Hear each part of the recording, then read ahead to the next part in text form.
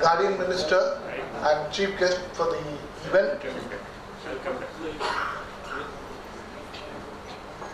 Shri Vijay Kumar Deshmukh ji, and dignified dignitaries on the dais and off the dais. When Dr. Ashok Kumar ji had contacted me and requested me to join the event today, I was actually rather confused as to why I was being connected, because number one, this was the first time I was connected to this university as well as Dr. Ashok Kumar. But when I was told that the event was for inaugurating a new center for Foresight studies, I simply jumped at the opportunity, because in NABARD, National Bank for Agriculture and Rural Development, we believe that we made a lot of mistakes on account of which we have problems of climate change now. And if in the future we should not get into such problems, the only way is to have a little bit of futuristic studies as well. And perhaps this center, which I understand is the first in the state, and perhaps the first in the country as well, I only hope that this initiative of the Solapur University will go a long way in mitigating many of the problems that we have been facing. As a matter of fact, when I was required to undertake this exercise of addressing August audience like this, I was actually wanting to focus on just one aspect, so that it hits everybody and we are able to do something in that direction, and we could also contribute in our own way. When we talk of future, especially for a country like India, we have observed that energy is going to be one of the major problems and issues. Madam Apurva had just mentioned about how we are trying to increase and enhance our capabilities, technical capabilities in this area, and I'm happy to inform that India is fast approaching the solar energy requirements, and we are from NABARD side are also trying to help in terms of helping some of the non-governmental organizations to bring about a revolution in the rural areas. I'm talking of rural areas, I'm not talking of urban areas. Because if you look at energy, it touches all facets of life, especially the rural areas also, and they are at the receiving end.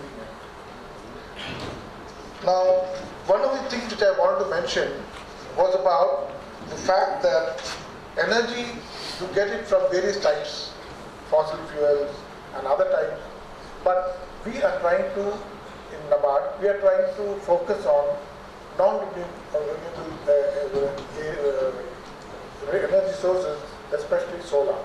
Because wind, we find it that it's not possible to replicate in all parts of the country, but solar is not a problem at all, especially because it's available in plenty and you have absolutely no problem. Maybe there are problems of initial investment, which fortunately many of the corporate bodies are coming forward with their CSR funds to help in the initial fund. But the problem is how to manage the maintenance of the investment so that it creates energy for the rural areas, which helps in home lighting, which helps in agriculture, which helps in livelihood activities and so on. So what we have observed is that it is the non-governmental organizations we go to the last man in the rural areas, and they have been a large help in this area. I am very happy to inform you that very recently the United Nations SPC had announced the award for 2016 in the area of climate change, and only one organization in this entire country was eligible to be given the award, and that is Swayam Shikshan Prayog, an NGO which is based in Pune. I do not know how many of you are aware that that NGO is also operating in Solapur area. And I have informed Dr. Ashok that it would be good if the NGO could join hands with the center and the Solapur University as a whole in order to help. And even today morning when I was talking to one of the PhD students here, Swati, I was given to understand that she is trying to bring in a lot of women farmers into the realm of agriculture. Which is right now, the whole problem is that it is only men who take up farming. I remember in Jharkhand when I was there, we had given a lot of vermiculture. I don't know how many of you know about vermiculture, where you use earthworms for production of manure, basic manure. And we had given it in a village to a large number of women, hoping that they would take up. And after about 2 months, when I went to the village to see how it is happening, I found that there were a lot of problems. Nothing was successful. I asked them, what's the problem? They said, Pani gir gaya. There were rains, on account of which the entire thing got spoiled. Then I asked, but why did you have some roof? Then they told me that women are not allowed to climb to make roofs, and the men wouldn't do it either.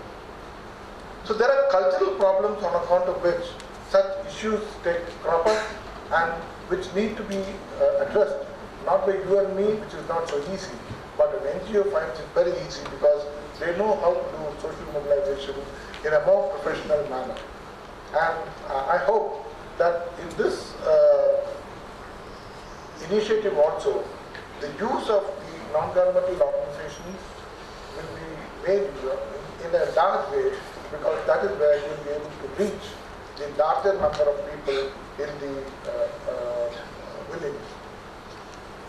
I only hope that this center will be able to explore ways and means to bring about changes in the rural areas in terms of the future requirements of the rural areas, future requirements of the rural people, and how we could help in terms of inputs which can be used by the rural women and the men.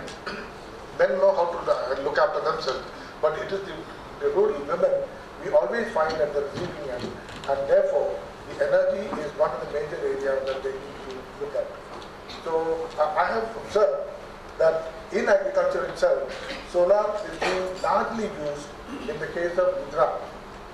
For instance, the first solar cooperative has been formed in Gujarat, where a group of 6 farmers have got together, and they have formed the first cooperative which is used to pump water and irrigate their fields. Maybe this is only a beginning, but I hope that this beginning will be replicated in other parts of the country as well, especially we could think of in Solapur. I find there is a lot of sunlight when I went around in the morning, and there is no reason why we should not try to harness this energy source and ensure that the future needs of energy of our farming community is met not only by this solar pump sets which irrigate the land which is required, but also for having poly houses which will be able to grow vegetables, and drip irrigation which can ensure that the use of water is also done in a manner that we look at the future requirements, especially in Solapur, where you have a large area under sugarcane which is perhaps guzzling water. So these are some of the points that we wanted to mention. The whole lot of things, others are there, but I don't want to spend much time on that.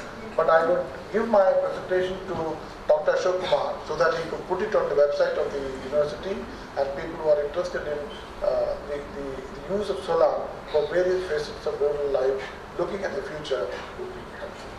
And from NABARD side, let me take this opportunity to wish the university, the center, the School of Social Sciences, and the Center of Foresight Studies in coming up as as a beacon light so that others also could follow.